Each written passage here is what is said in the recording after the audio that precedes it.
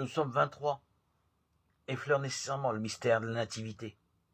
Mais il est d'abord dans le Premier Testament la prière d'un homme qui reconnaît Dieu présent dans un cosmos ordonné et centré sur un lieu saint. La tradition orale juive de la Mishnah le donne comme psaume du lendemain de Shabbat, quand le croyant juif débute sa semaine après son repos en Dieu. La version grecque de la Septante ajoute dans le titre pour le premier jour de la semaine. Et il est proposé comme psaume invitatoire de la prière. Chacune de nos journées pourrait commencer en le chantant. Au Seigneur sera alors le titre du jour. Le psalmiste affirme d'emblée que le monde est sa richesse. La terre et tous ses habitants appartiennent à Dieu.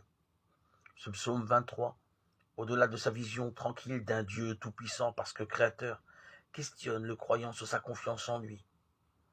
Ma foi me donne-t-elle la certitude que tous les habitants de la terre sont inébranlables et stables sur les flots chaotiques des événements?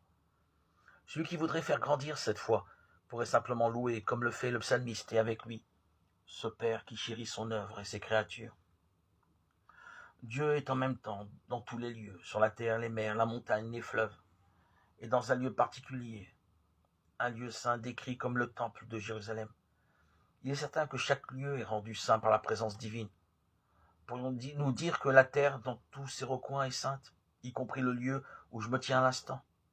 Plus encore, mon âme n'est-elle pas le lieu saint par excellence?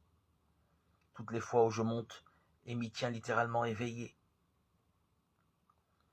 ressuscité en conversation avec Dieu, en étant au Seigneur.